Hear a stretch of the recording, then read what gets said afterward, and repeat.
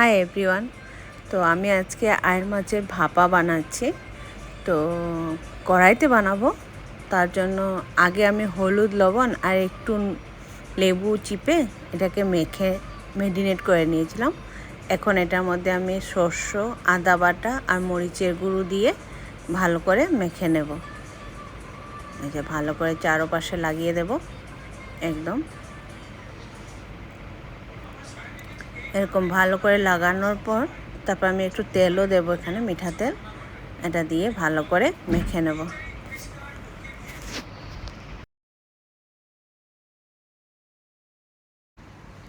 এই যে তেল দিয়ে দিলাম, তেলটা দিয়ে এখন মেখে নেব ভালো করে।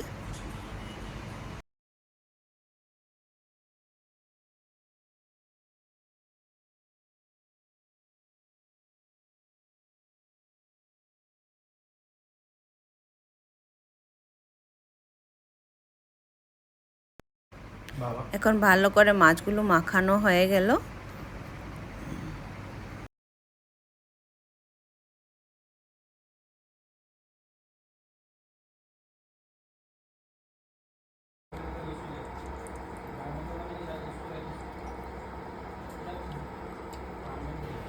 এদিকে আমি কড়াইতে তেল ঢেলে দিলাম। তেলটা গরম হতে হতে এদিকে আমি একটু মশলা রেডি করে নিই। সেটা হলো একটু নুন নিলাম, তারপর একটু হলুদের গুঁড়ো আর মরিচের গুঁড়ো দিয়ে জল দিয়ে গুলে নেব এটাকে, মশলাটাকে।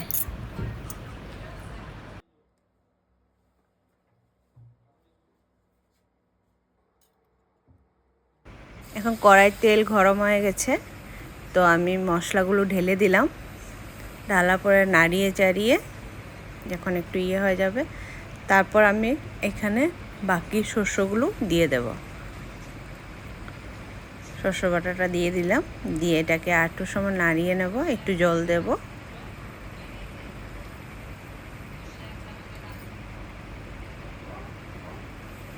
জল ঢেলে নাড়িয়ে যখন একটু ভাজা ভাজা হয়ে যাবে, তারপর আমি মাছগুলো দিয়ে দেব।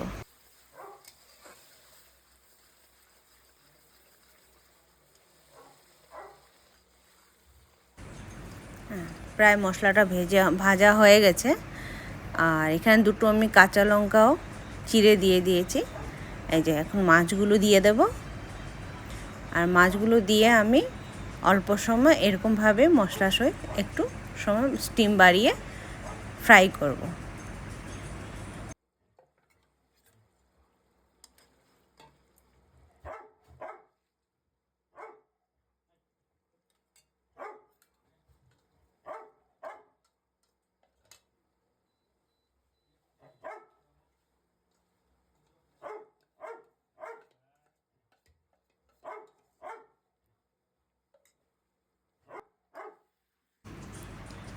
এই যে দেখুন, এক পাট ভাজা ভাজা হয়ে গেছে, আবার উল্টিয়ে দিচ্ছি আমি। এই পাটটাও ভাজা হয়ে গেছে। আমি আগেও একবার উল্টিয়েছিলাম, তো উল্টিয়ে দেখুন ভাজা ভাজা হয়ে গেছে একটু।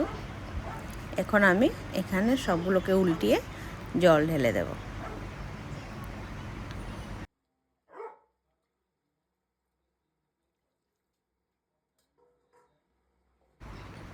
এই যে এখানে জল ঢেলে দিলাম। জলটা আপনার হিসাবেই রাখবেন, কতটুকু আপনার গ্রেভি লাগে ওই হিসাবে আপনি রেখে দেবেন। আমি বেশি দিইনি, অল্পই দিয়েছি। তারপর এখন আমি একটু সময় ঢেকে দেব মাছগুলোকে। তারপর ভাপা সিদ্ধ, মাছগুলো মোটামুটি সিদ্ধ হয়েই গেছে, তথাপিও আরও 10-15 মিনিটের মতো রাখবো। এই যে দেখুন, খোলার পরে এরকম হয়ে গেছে। তারপর এটাকে ধনেপাতা দিয়ে সার্ভ করুন। এই দেখুন এরকম হয়েছে।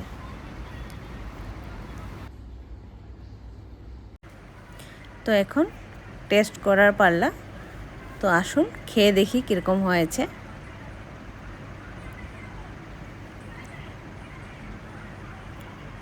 দেখে তো অনেক টেস্টি লাগছে, আশা করি টেস্টি হবে।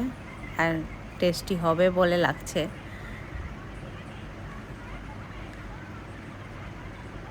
টেস্টি হয়েছে, আপনারাও বানিয়ে দেখুন।